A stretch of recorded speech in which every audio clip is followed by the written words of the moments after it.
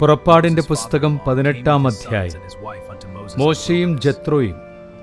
മോശയ്ക്കും അവന്റെ ജനമായ ഇസ്രായേലിനും വേണ്ടി ദൈവം എന്തെല്ലാം ചെയ്തുവെന്നും അവിടുന്ന് അവരെ ഈജിപ്തിൽ നിന്ന് എപ്രകാരം മോചിപ്പിച്ചുവെന്നും മിദിയാനിലെ പുരോഹിതനും മോശയുടെ അമ്മായിയപ്പനുമായ ജത്രോ കേട്ടറിഞ്ഞു. മോശ തന്റെ ഭാര്യ സിപ്പോറയെ തിരിച്ചയച്ചപ്പോൾ അവന്റെ അമ്മായിയപ്പൻ ജത്രോ അവളെയും അവളുടെ 2 പുത്രന്മാരെയും സ്വീകരിച്ചു. അവരിൽ ഒരുവന്റെ പേർ ഗർഷോം എന്നായിരുന്നു.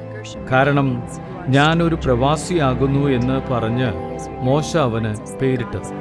അപരന്റെ പേര് എലിയസർ എന്നായിരുന്നു. കാരണം എൻ്റെ പിതാവിൻ്റെ ദൈവമാണ് എൻ്റെ സഹായം, അവിടുന്ന് ഫറവോയുടെ വാളിൽ നിന്ന് എന്നെ രക്ഷിച്ചു എന്ന് അവൻ പറഞ്ഞു.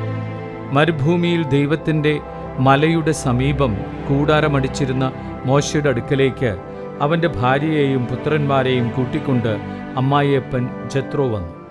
അവൻ വന്ന് മോശയെ അറിയിച്ചു, നിന്റെ അമ്മായിയപ്പൻ ജത്രോ നിന്റെ ഭാര്യയോടും അവളുടെ 2 പുത്രന്മാരോടും കൂടെ വന്നിരിക്കുന്നു.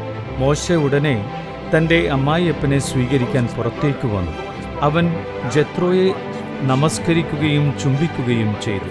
കുശലപ്രശ്നത്തിന് ശേഷം അവർ കൂടാരത്തിനുള്ളിലേക്ക് പോയി. ഇസ്രായേൽക്കാർക്കു വേണ്ടി ഫറവോയോടും ഈജിപ്തുകാരോടും കർത്താവ് ചെയ്ത കാര്യങ്ങളും വഴിയിൽ വെച്ച് തങ്ങൾക്ക് നേരിട്ട പ്രയാസങ്ങളും കർത്താവ് നൽകിയ സംരക്ഷണവുമെല്ലാം മോശ അമ്മായിയപ്പനോട് വിവരിച്ചു പറഞ്ഞു. കർത്താവ് ഈജിപ്തുകാരിൽ നിന്ന് ഇസ്രായേലിനെ മോചിപ്പിച്ച് അവർക്ക് ചെയ്ത നിരവധി നന്മകളെക്കുറിച്ച് ജത്രോ ആഹ്ലാദിച്ചു. അവൻ പറഞ്ഞു, ഈജിപ്തുകാരിൽ നിന്നും ഫറവോയിൽ നിന്നും നിങ്ങളെ രക്ഷിച്ച കർത്താവ് വാഴ്ത്തപ്പെട്ടവനാകും. കർത്താവ് സകല ദേവന്മാരെയുംക്കാൾ വലിയവനാണെന്ന് ഇപ്പോൾ ഞാൻ മനസ്സിലാക്കുന്നു. എന്തെന്നാൽ ഈജിപ്തുകാർ അവരോട് അഹങ്കാരപൂർവം പെരുമാറിയപ്പോൾ അവരുടെ പിടിയിൽ നിന്ന് അവിടുന്ന് തൻ്റെ ജനത്തെ മോചിപ്പിച്ചു. മോശയുടെ അമ്മായിയപ്പനായ ജത്രോ ദൈവത്തിന് ദഹനബലിയും മറ്റു ബലികളും സമർപ്പിച്ചു.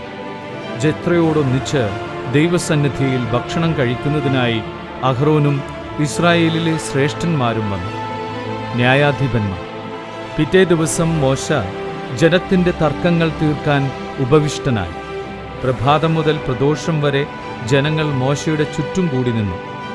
മോശ തൻ്റെ ജനത്തിനു വേണ്ടി ചെയ്യുന്നതെല്ലാം കണ്ടപ്പോൾ അമ്മായിയപ്പനായ ജത്രോ അവനോട് ചോദിച്ചു, നീ ജനത്തിനു വേണ്ടി ചെയ്യുന്നത് എന്താണ്? രാവിലെ മുതൽ വൈകുന്നേരം വരെ ജനമെല്ലാം നിന്റെ ചുറ്റും കൂടി നിൽക്കാൻ ഇടയാകത്തക്ക വിധം നീ ഇവിടെ ഒറ്റയ്ക്കിരിക്കുന്നത് എന്തുകൊണ്ട്? മോശ പറഞ്ഞു, ദൈവഹിതം അറിയാനായി ജനം എന്നെ സമീപിക്കുന്നു. എന്തെങ്കിലും തർക്കമുണ്ടാകുമ്പോൾ അവർ എൻ്റെ അടുക്കൽ വരുന്നു. ഞാൻ അവരുടെ കലഹങ്ങൾ തീർക്കുന്നു. ദൈവത്തിൻ്റെ ചട്ടങ്ങളും നിയമങ്ങളും അവരെ പഠിപ്പിക്കുകയും ചെയ്യുന്നു. അപ്പോൾ അവൻ പറഞ്ഞു, നീ ചെയ്യുന്നത് ശരിയല്ല. നീയും നിന്റെ കൂടെയുള്ള ജനങ്ങളും ക്ഷീണിച്ച് വിവശരാകും. ഇത് ഭാരമേറിയ ജോലിയാണ്. തനിയെ ഇത് ചെയ്യാൻ നിനക്ക് സാധിക്കുകയില്ല. ഞാൻ പറയുന്നത് കേൾക്കുക. ഞാൻ നിനക്കൊരു ഉപദേശം നൽകാം.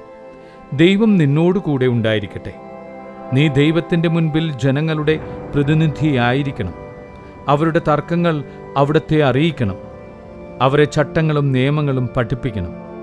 അവർ ചരിക്കേണ്ട മാർഗവും അനുഷ്ഠിക്കേണ്ട കർത്തവ്യങ്ങളും അവർക്ക് നിർദ്ദേശിച്ചു കൊടുക്കണം. കഴിവും ദൈവഭയമുള്ളവരും സത്യസന്ധരും കൈക്കൂലി വെറുക്കുന്നവരുമായ ആളുകളെ ജനത്തിൽ നിന്ന് തെരഞ്ഞെടുത്ത് അവരെ 1000ഉം 100ഉം 50ഉം 10ഉം വീതമുള്ള ഗണങ്ങളുടെ അധിപന്മാരായി നിയമിക്കുക. അവർ എല്ലായ്പ്പോഴും ജനങ്ങളുടെ തർക്കങ്ങൾക്ക് തീർപ്പു കൽപ്പിക്കട്ടെ.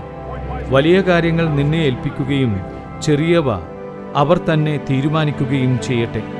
അങ്ങനെ അവർ നിന്നെ സഹായിക്കുമ്പോൾ നിന്റെ ജോലി എളുപ്പമാകും. ഇത് ദൈവകൽപ്പനയാണെന്ന് ഗ്രഹിച്ച് ഇപ്രകാരം പ്രവർത്തിച്ചാൽ ജോലി നിർവിഘ്നം തുടരാൻ നിനക്ക് സാധിക്കും.